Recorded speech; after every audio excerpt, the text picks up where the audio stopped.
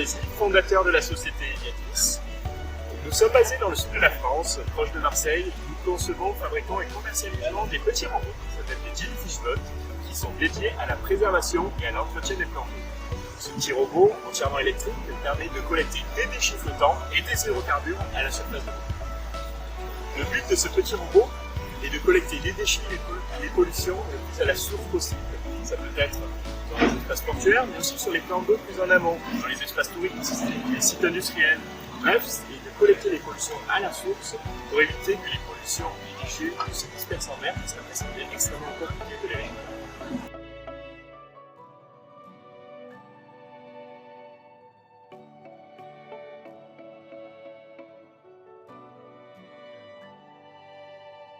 Pour moi, l'urgence est de réduire l'impact de l'homme sur la planète, notamment sur l'eau. L'eau couvre 71% de la surface du globe. Les océans absorbent entre 25 et 30% des émissions de CO2 générées par l'homme. Et le phytoplancton qui est présent dans les océans génère jusqu'à 50% de l'oxygène que nous respirons. L'eau est un bien commun, il n'appartient à personne. Entièrement dégrade quelque part sur Terre, mais c'est qu'on va circuler et va se retrouver dans un autre endroit. Donc il est absolument crucial de la préserver de partout sur Terre.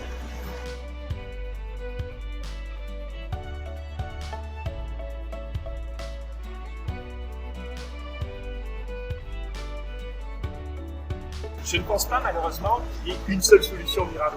Il existe une multitude de solutions, il y en a de plus en plus, qui arrivent tous les jours, puisqu'on est dans une société de plus en plus innovante, c'est important.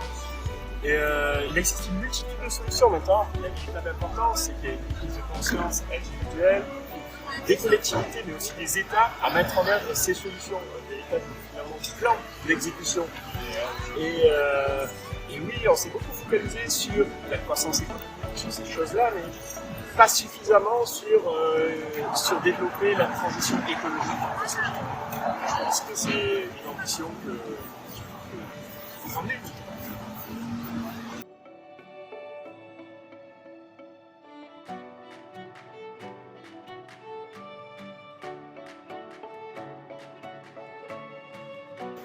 Le monde de mes rêves serait finalement qu'il y ait plus de nature au quotidien. Nous arrêtions finalement d'artificialiser tout notre environnement, ce que l'on fait depuis 50 ans, 70 ans, pour qu'il y ait une réelle connexion entre l'homme et la nature, de façon à ce qu'on a envie de la préserver. Je parle aussi de l'environnement marin, c'est un environnement qui est extrêmement méconnu des gens, de façon générale, il y a beaucoup que d'entre eux. Et le fait que ça soit inconnu, finalement, ça ne donne pas forcément envie de le préserver. Je pense qu'il est absolument central d'avoir cette connexion, cet émerveillement au quotidien avec cet environnement pour donner envie aux gens de préserver cette nature vivante.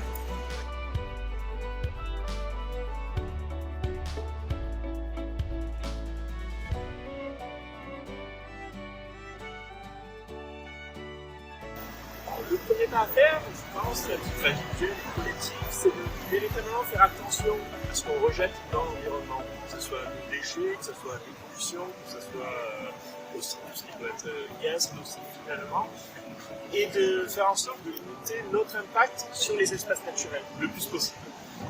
Et petit à petit, peut-être même, aller jusqu'à ce que les espaces naturels fassent plus partie de notre quotidien et finalement réintègrent un peu nos espaces artificialisés. Ça peut être les villes, mais ça peut être aussi les sites industriels, ça peut être tous ces espaces qui ont été entièrement conçus et créés par l'homme.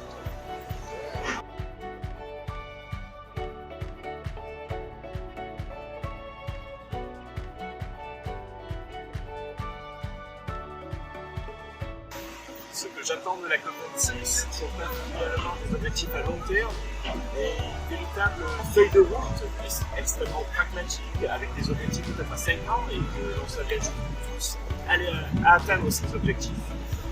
C'est qu'il y ait aussi une véritable conscience et un véritable engagement pour s'engager vers la transition écologique.